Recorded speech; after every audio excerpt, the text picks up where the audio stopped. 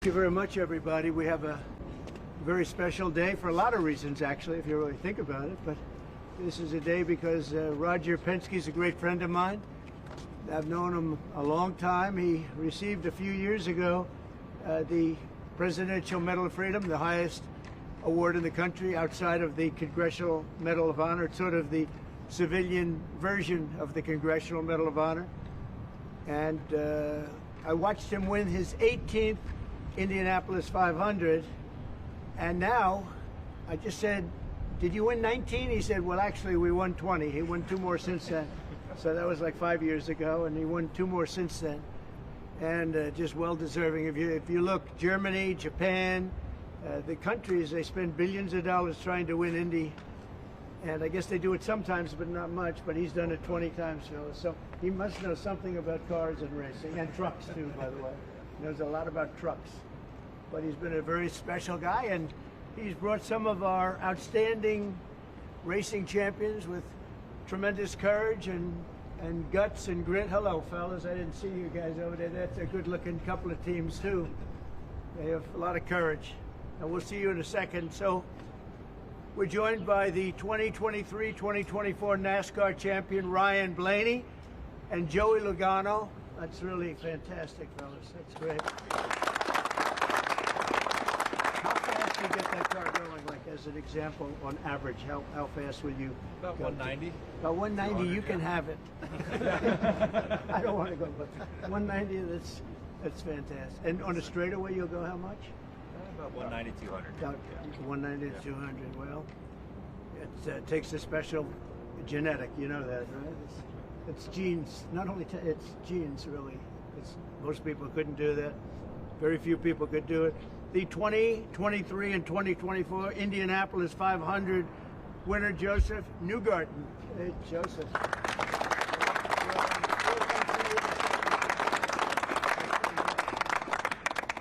And the 2025 champions of the 24 Hours of Daytona, Felipe Nasser, Nick Tandy, and Lawrence Ventura. Thank you, guys.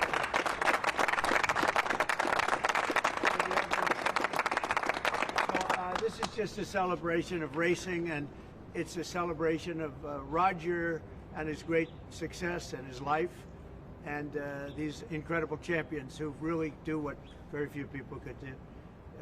Mentally, psychologically, it's a big factor here, like it is in all sports, really, but you need a great physical ability. People that do this, they don't realize what great athletes they are. It's just not the car.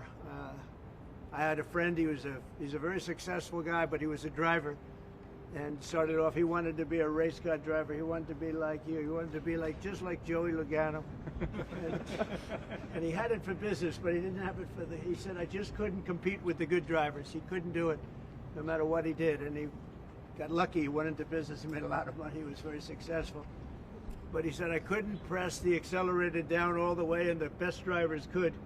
So there was just a difference. It was really, I never forgot that story. But these are great champions, and it's a great sport.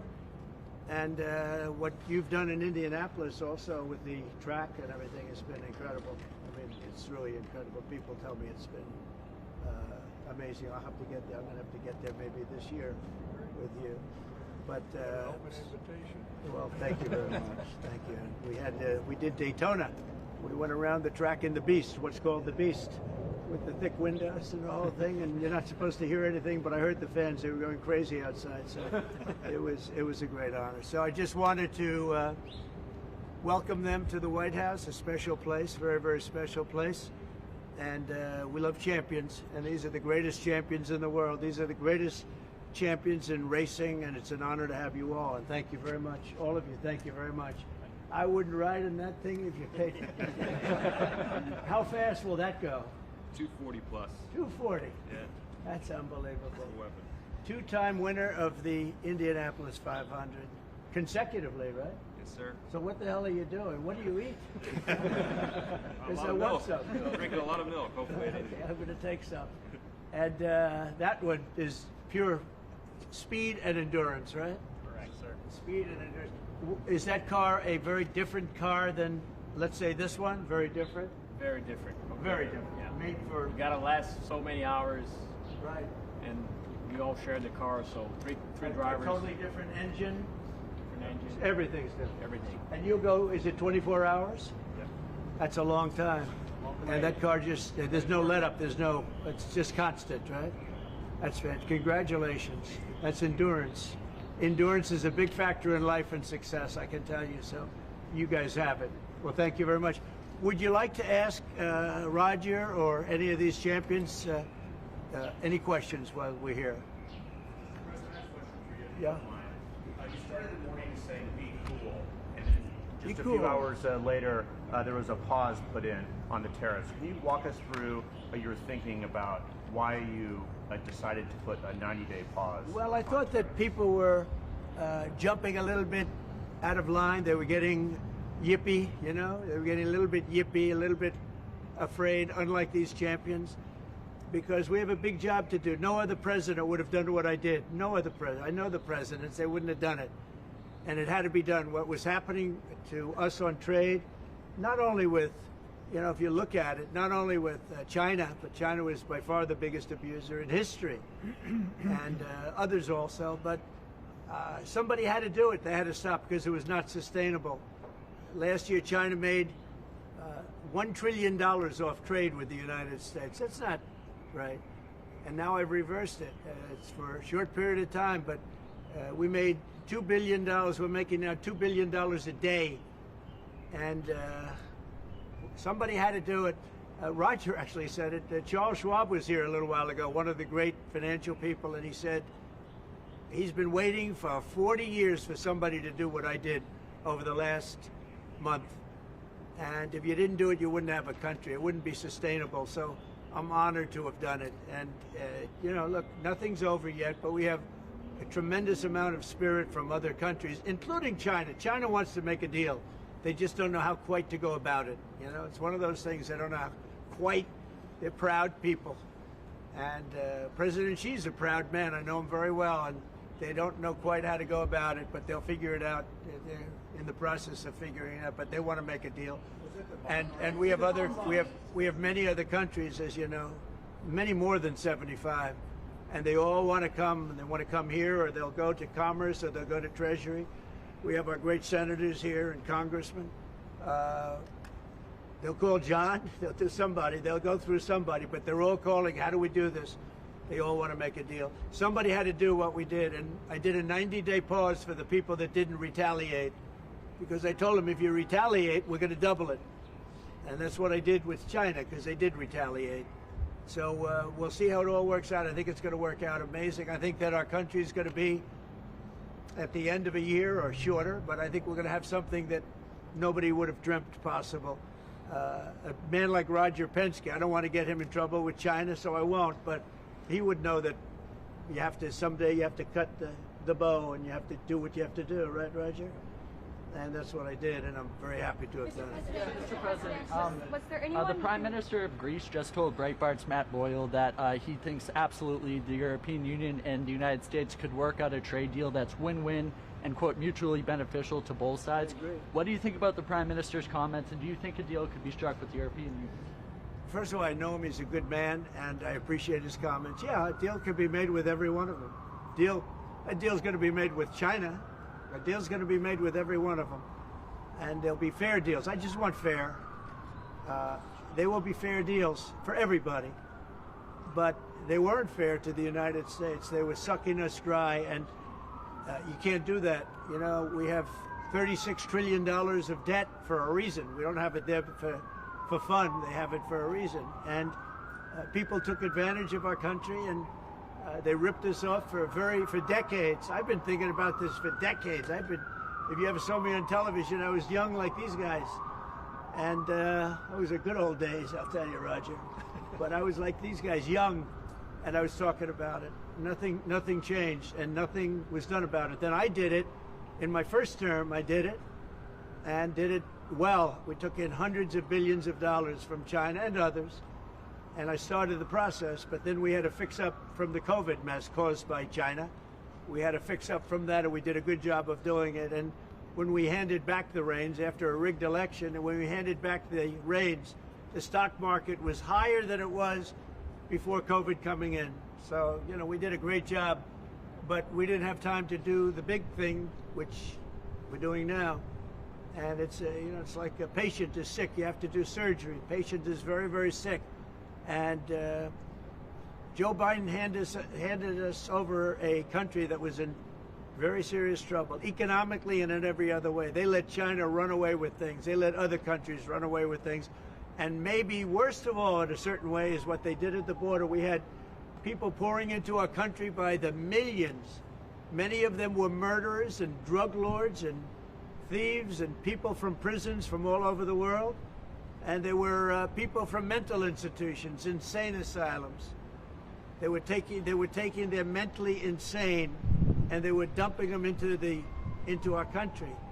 And I'll tell you, Tom Homan and Kristi Noem are doing a fantastic job in removing them. And now the courts, the Supreme Court just gave us numerous good rulings where we have to be able to get them out. You had other judges trying to take over the system. And think of it, they take over. They want these people coming back. Tren de Aragua from Venezuela, the Venezuela jails that cut off the fingers of a man in Colorado. They cut off his fingers because he called the police looking for help. They said, "Did you call the police?" He said, "Yes, I did." "Put your hand down," and they cut off the fingers. This is what they want to bring these people back now. And I want to thank the president of El Salvador for the job he's done, because that's the way it has to be done. And it's too bad. Yeah, please. Chuck Schumer and Nancy Pelosi, they've been talking about tariffs for decades. How come when these Democrat elites want tariffs, everything's hunky-dory, but when President Trump wants tariffs, all hell breaks loose? Do you see this double standard? I love this guy, whoever the hell that is. That's really nice. I appreciate that question. No, Chuck Schumer and Nancy Pelosi, everybody knew you had to do it, but they never had the guts to do it. It does take guts. It even takes guts for our country to go through it. That's why I say be cool. They were saying about, see, just be cool. It's going to work out. It's going to work out, and it's working out. I can tell you, working out maybe faster than I thought. But I said it's going to take a little conditioning. It's a transition to. It's really, I think it's a transition to greatness. It's going to be greatness. Our country is going to be. There'll be nothing like it, and people investing in our country, they're going to do better than they've ever done before. We have more car manufacturers, Roger, coming into our country now. Speaking of cars. We've never seen anything like it. And they're coming in because of the election, but they're coming in because of the tariffs, because they don't want to pay 25 or 50 or whatever it may be. They don't want to pay that. They can't pay that. We had 3 cancellations in Mexico, building a plant. They're all coming into the United States. Canada, they're coming in. From China, they're coming in from everywhere. And that's just cars. We have chip makers come. We're the biggest chip maker in the world from Taiwan, coming in, spending $3 billion to build plants, and mostly a big plant. This is a hell of a plant when you spend the kind of money there. That they're going to go $200 to $300 billion, not million. You know, you'd say million would be the right number. It's not. $200 to $300 billion. Think of that. $300 billion. If you look at Apple is going to spend $500 billion building a plant. They wouldn't be doing that if I didn't do this. They'd just keep building them in China. And that's unsustainable. It's not a pleasant thing to do, but I appreciate the question. And, you know, interestingly, Chuck Schumer and Nancy Pelosi, Crazy Nancy, they've wanted to do this for years, but they never had a president that had the guts to do it, because it does take guts, believe me. Was it the bond markets that persuaded you to reverse course? I was watching the bond market. The bond market is very tricky. I was watching it, but if you look at it now, it's beautiful. The bond market right now is beautiful. But yeah, I saw last night where people were getting a little queasy. I think everything had. Well, the big move wasn't what I did today. The big move was what I did on Liberation Day. We had Liberation Day in America. We're liberated from all of the horrible deals that were made, all of the horrible trade deals that were made. And I was helped by people just like this, senator, congressman, and friends, right? And we had great help in the Senate. Our Republican senators have been amazing. They stood tall. And likewise in the House. And John Thune has done an amazing job. Barrasso has done an amazing job. I mean, I can't think of a senator, really. We had tremendous support. We got a bill passed the other day with almost unanimous support in the Senate, and I think we're going to get that in the House too. And I have to tell you that Mike Johnson is a great speaker. He's done a fantastic job. We had a majority of 1, now we have a majority of 7. And you don't realize how big 7 is until you have a majority of 1. 7 sounds like so much. But we're doing well. But Mike Johnson and John Thune have done a really great job. Mr. President, was there anyone who influenced your decision? Did you speak with anyone, Jamie Dimon? Did you speak with anyone? Well, I watched Jamie Dimon on Maria Bartiromo's show this morning, and he was very good. He said that actually made the statement to effect that something had to be done with the tariffs and trade. He said that. He said, look, at some point, but he said something has to be done with tariffs and trade. He understood it. He's very smart and very a genius financially. He's done a fantastic job at the bank. And he knows that. Everybody knows that. Anybody that's even a little bit smart knows it. It wasn't sustainable what was happening. Somebody had to pull the trigger. I was willing to pull the trigger. This should have been done long ago. Just like Biden should have stopped the border long ago. I mean, allowed 21 million people plus into our country, many of whom should never have been allowed out of prisons and jails. They came out of prisons and jails from all over the world, and now we're getting them out, bringing them back to their countries. But it's should have never been done. Where does the takeoff decision stand? Yeah, go ahead, please. Sir, would you consider exempting some U.S. companies, maybe some larger companies who have been hit hard in the markets the last few days Well, I'll take a during look this at 90 days? As time goes by, we're going to take a look at it. There are some that have been hard. There are some that, by the nature of the company, get hit a little bit harder, and we'll take a look at that. Yeah. How do you determine that over the next 90 days? Just instinctively, more than anything else. I mean, you almost can't take a pencil to paper. It's really more of an instinct, I think, than anything else. Credibility like? Because you said that these tariffs would go in effect on Monday. You said no pause. And today there is a pause. So No, how I can think you people have to believe have. your words today? It's not a question of that. You have to have flexibility. I could say, here's a wall, and I'm going to go through that wall. I'm going to go through it no matter what. And keep going, and you can't go through the wall. Sometimes you have to be able to go under the wall, around the wall, or over the wall. These guys know that better than anybody, right? You got to go around them sometimes. You're not going to go through them. So I consider, I think in financial markets, because they change. Look how much it changed today. We went from, pretty moderate today, but over the last few days it looked pretty glum, to, I guess they say it was the biggest day in financial history. That's a pretty big change. And I think the word would be flexible. You have to be flexible. Like he's asking the question about some companies. Some companies, through no fault of their own, they happen to be in an industry that is more affected by these things than others. You have to be able to show a little flexibility. And I'm able to do that. I'm going to say hello to these champions because they are great champions. I got to say hello.